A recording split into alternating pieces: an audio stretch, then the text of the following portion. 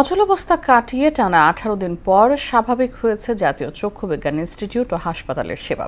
সকাল থেকে চিকিৎসক, নার্স ও কর্মচারীরা দায়িত্ব পালনে ব্যস্ত হয়ে ওঠেন। এতে স্বস্তি ফিরেছে রোগী ও স্বজনদের মাঝে। হাসপাতালের ভারপ্রাপ্ত পরিচালক জানান, জুলাই আন্দোলনে আহত 5 জনের ছাড়পত্র প্রস্তুত, বাকি 50 জনকে পলাতক হিসেবে পুলিশকে জানানো হয়েছে। শামীমুজ্জামান চৌধুরীর রিপোর্ট।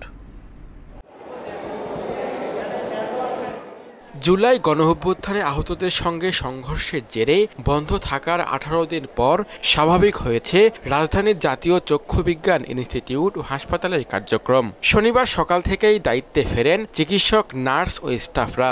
ভিড় বেড়েছে সেবা প্রার্থী ও স্বজনদেরও।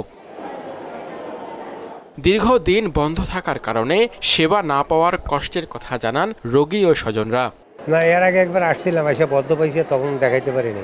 আমি অনেক আগে অপারেশন করে গেছিলাম, এখন আবার আজকে আসছি, ওই চোখের সমস্যা দেখা দিচ্ছে, এই জন্য আসছি। আজকে মোটামুটি কাজ ভালোই হচ্ছে, মোটামুটি আমরা সেবা পাইছি আজকে ভালো। ভোগান্তিত জনগণের, আমাদের যে সাধারণ যে পাবলিক যারা আমরা দূর দূরান্ত থেকে আসছে, আমরা আমার তো আরো সিরিয়াস রোগী আছে, তাদের আরো অনেক ক্ষতিগ্রস্ত তারা। সংঘর্ষের পর বন্ধ হয়ে যাওয়া হাসপাতালেই ছিলেন জুলাই আন্দোলনে আহত 5 জন। ভারপ্রাপ্ত পরিচালক জানান, আহত 50 জন কাউকে কিছু না জানিয়ে নিজেদের চিকিৎসা ফাইল সহ ঈদের সময় হাসপাতাল ছেড়ে চলে যায়। তাই তাদের পলাতক উল্লেখ করে পুলিশকে জানানো হয়েছে।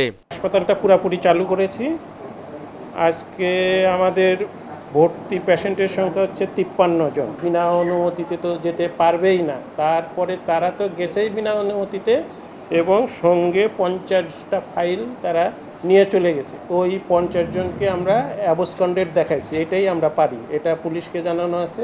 হাসপাতালের প্রবেশ মুখে ছিল আইন শৃঙ্খলা বাহিনীর কড়া অবস্থান। বহিরাগত কেউ যেন বিশৃঙ্খলা পরিস্থিতি তৈরি করতে না পারে সাধারণ রোগীর পাশাপাশি। তো এই বিষয়টি দেখার জন্যই আমরা এখানে বাহিরের নিরাপত্তাটি বাড়িয়েছি। জুলাই গণঅভ্যুত্থানে আহতদের সঙ্গে গত 28 মে চিকিৎসক, নার্স, কর্মকর্তা, কর্মচারীদের সংঘর্ষের ঘটনায় হাসপাতালটির পুরো সেবা কার্যক্রম বন্ধ হয়ে যায়।